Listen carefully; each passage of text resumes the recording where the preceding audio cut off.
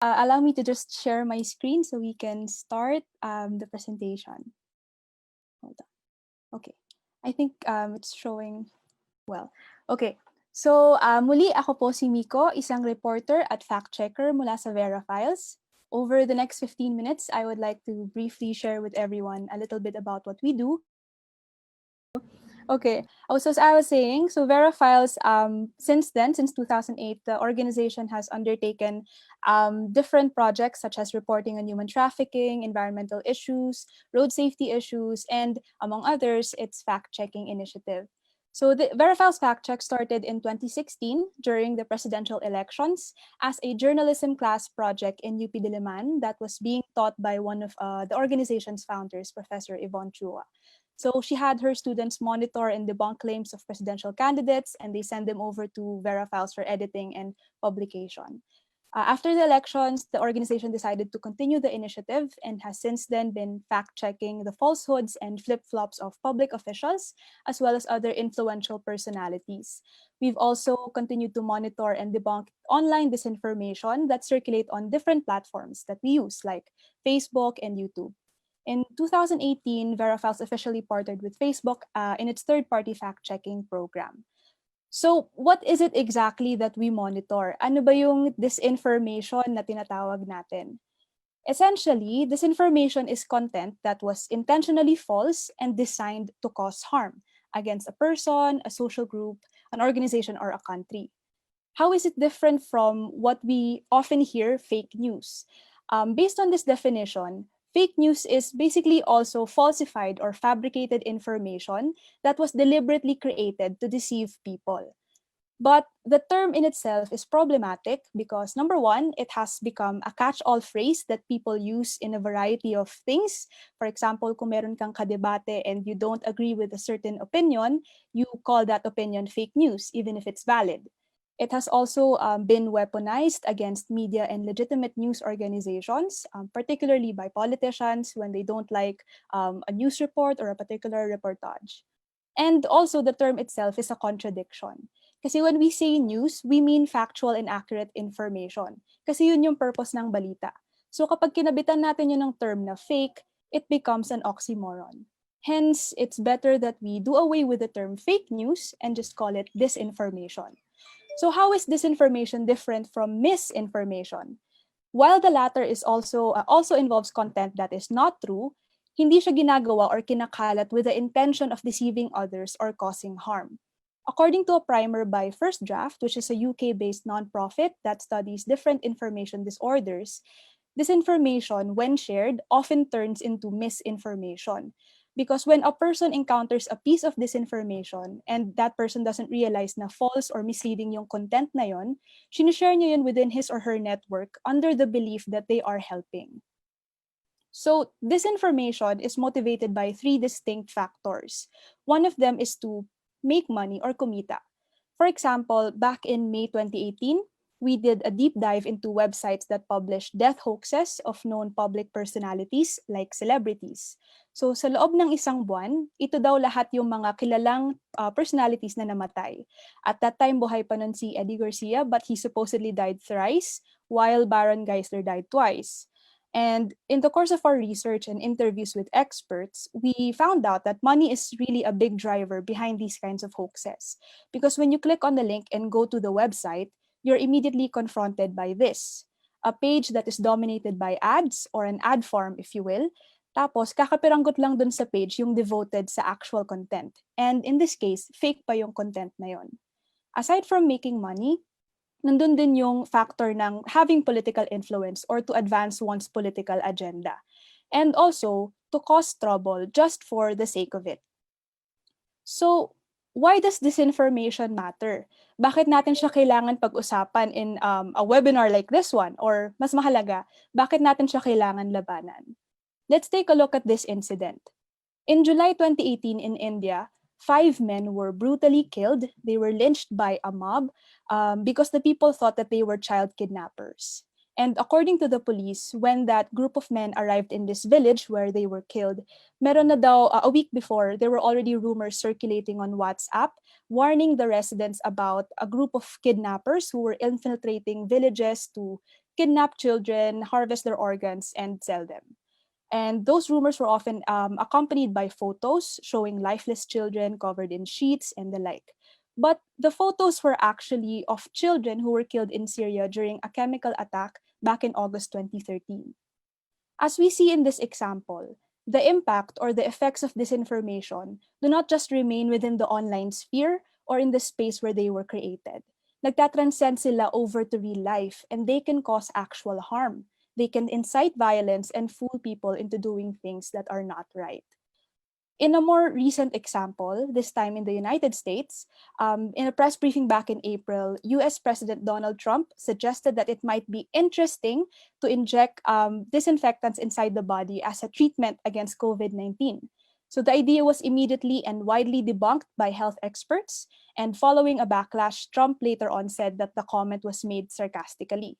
But even so, after he made that initial suggestion, these reports came out.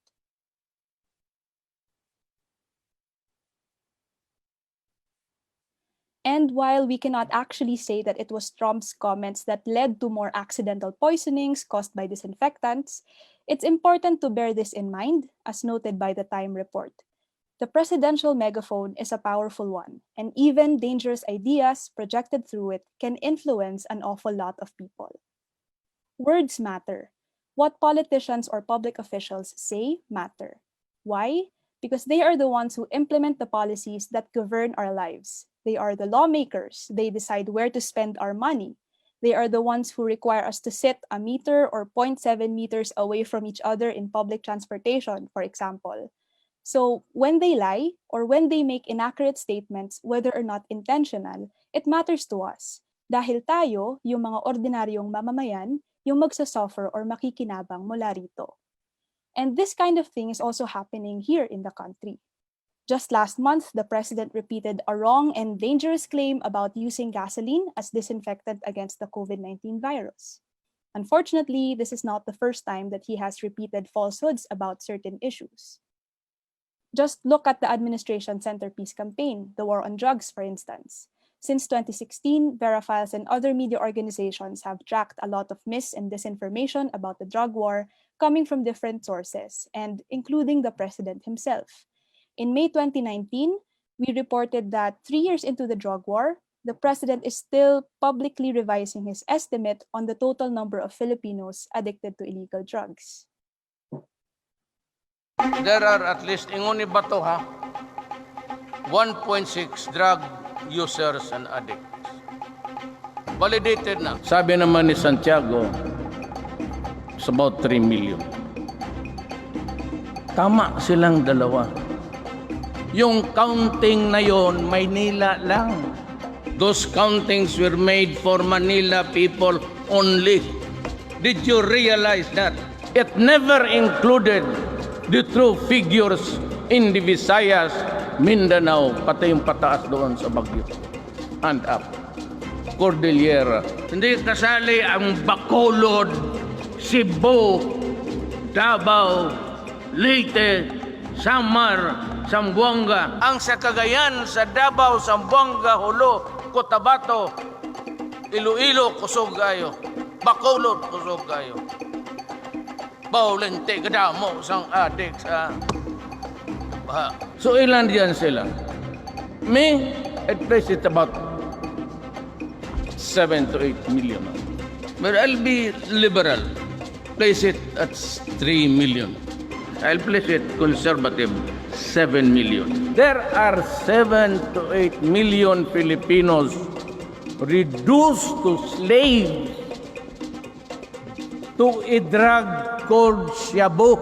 7 million Filipinos who are reduced to slavery to a drug called shabu. 3 million Filipinos suffering from it's a disease called a toxic one, addiction to shabu.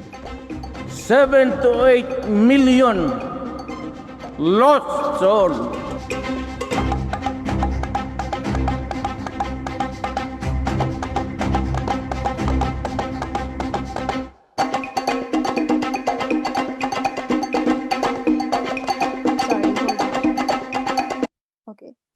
As well, throughout his term, there have been several instances where we flagged discrepancies and inconsistencies with official drug war data. So what happens when magulo yung data, paiba-iba, or worse, there's nothing available? You leave the public confused. And when the people are confused, it makes it so easy for those in power to take control of the narrative, to spin the truth in whatever way that they want. So what can we do about it? Unang-una, we have to be informed. Know that you have the right to be informed on matters of public concern and continue insisting for your rightful access to official records, documents, and other data. Pangalawa, call out those wrong claims, no matter who makes them. Anyone is capable of spreading mis and disinformation dahil hindi siya limited to one political party or a personality. For instance, back in 2018, April, we fact-checked Vice President Leni Robredo in her speech before the London School of Economics, where she erroneously identified a number of provinces to be among the country's poorest when she was citing data about poverty and political dynasties. So she later on apologized to the LSE for the mix-up. And she apologized, part of it saying that the office has already instituted necessary corrective action to prevent similar incidences in the future. So we can call out those in power for their words or what they say. We believe anyone can and should be a fact checker because it's one way for us to avoid falling victim to the evils of disinformation. We actually produced a do-it-yourself guide on fact checking. If you want to access it, just click on this link. And pangatlo, remember that you deserve no less than the truth. Hold those in power accountable for what they say because democracy and meaningful people participation is anchored on transparency and truthfulness. So before I conclude my talk, I would just like to encourage everyone to please continue following Verafiles. If you want to read more fact checks or special reports, just go to our website. And we also encourage everyone to share if meron kayong mga na-encounter na claims that you think you want to have fact checked or debunked, just message us on any of these social media platforms. We would love to hear from you. So that's all from my talk. Looking forward to the rest of the discussion. Thank you.